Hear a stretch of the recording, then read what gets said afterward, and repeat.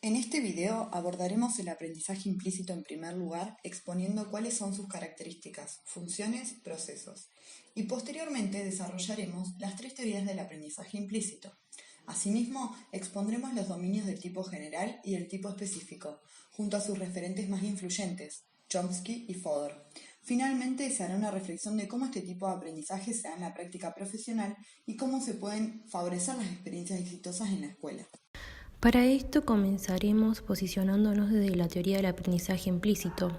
Estas son estructuras conceptuales que cumplen funciones interpretativas, explicativas y predictivas.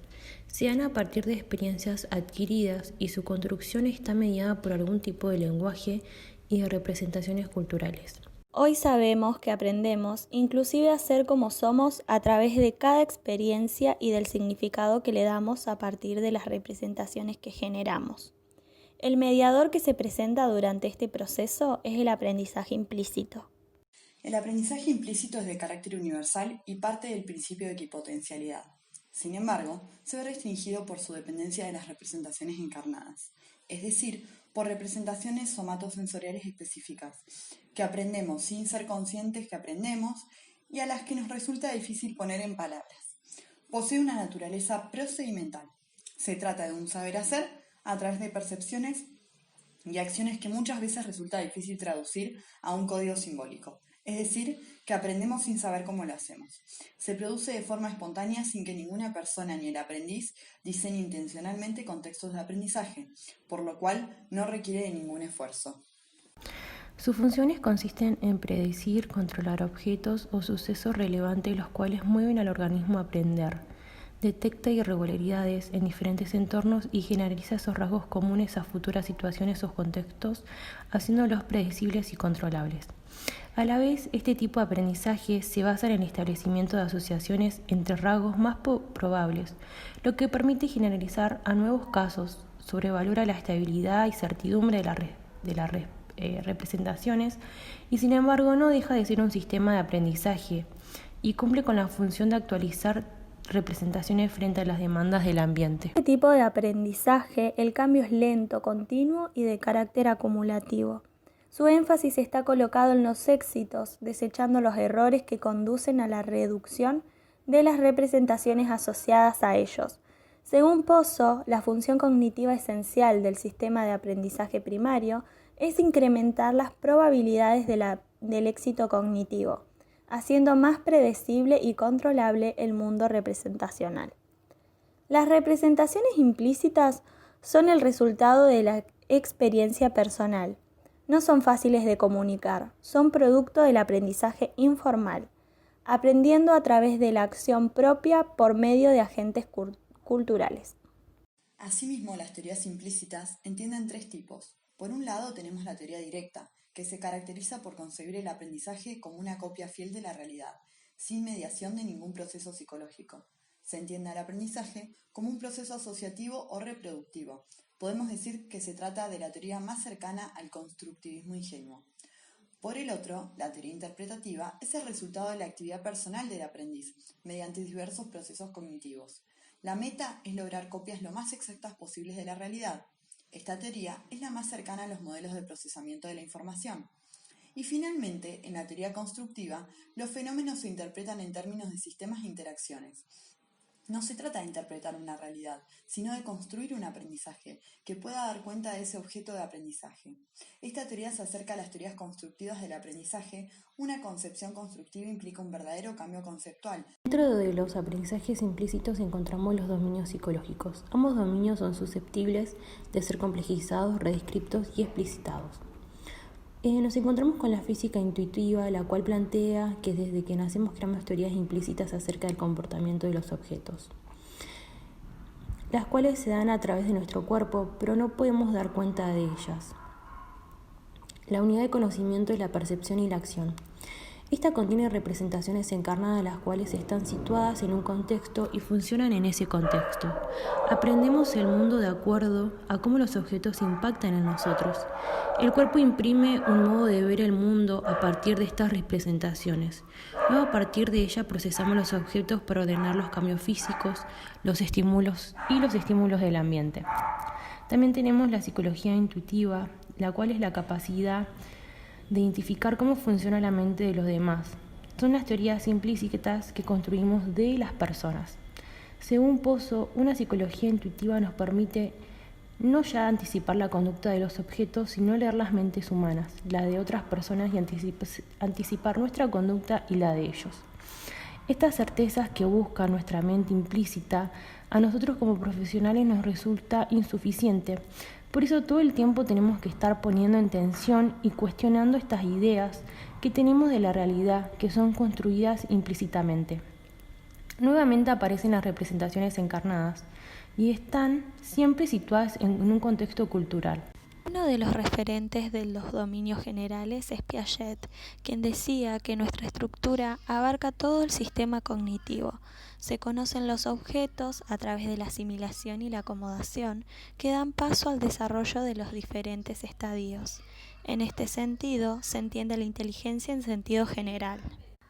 El referente de los dominios específicos es Chomsky, quien propone que venimos equipados de órganos mentales que permiten el desarrollo de facultades cognitivas como el lenguaje, es decir, que estamos equipados con un módulo de dominio específico que se llama gramática universal, que opera mediante las leyes lógico-sintácticas.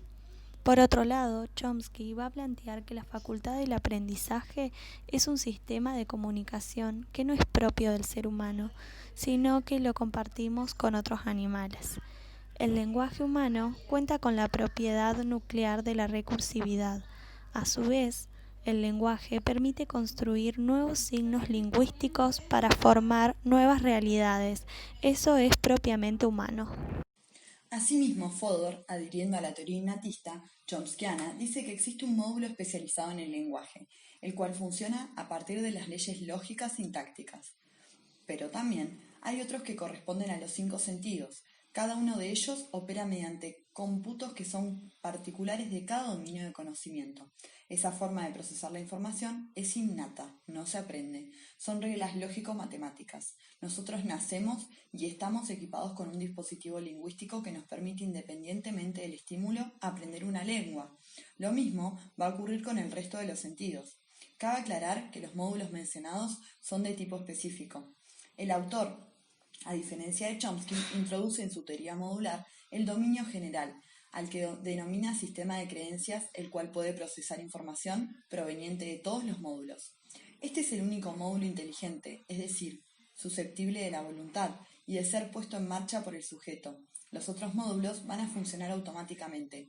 Tiene que decidir a qué información le presta atención porque es limitado en términos de capacidad, o dicho en otras palabras, es la cantidad de unidades que puede procesar para tomar una decisión, actuar frente a una situación.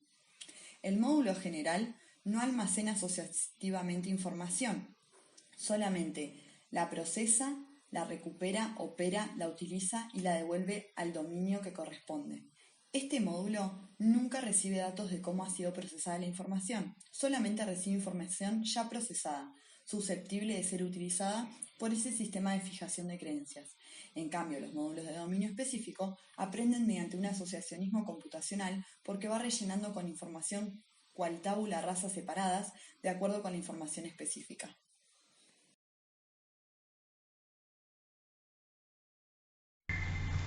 Desde nuestra postura como futuras profesionales del aprendizaje, debemos considerar a cada aprendiz como un sujeto activo, teniendo en cuenta siempre que estos pertenecen a un contexto social, cultural y económico particular. También debemos tener en cuenta sus aprendizajes implícitos, los cuales nos servirán de base para construir y resignificar en el proceso de un aprendizaje explícito. Cuando pensamos en nuestras representaciones acerca de lo que es saber o el conocimiento, automáticamente nos remitimos a aquellos conocimientos que nos ofrecen como válidos las instituciones educativas e invalidamos aquellos que se reciben en el hogar. Pensamos que saber es saber explicar, saber decir, aprendizaje explícito. Esto a la vez nos remite a una concepción antigua del aprendizaje y de la educación. en la que se consideró que el alumno o la alumna demostraba que sabía lo que se le preguntaba si era capaz de repetir lo que se le había enseñado. El saber para el niño o niña debe presentarse como un saber contextualizado, que le permita al infante imaginar situaciones de su vida diaria en la escuela y luego relacionar lo que aprendió en la escuela con las situaciones que se dan en su vida diaria. De esta forma, lo que enseñamos tiene significado y sentido para las infancias y favorecemos procesos de construcción y reconstrucción interna de conceptos e ideas.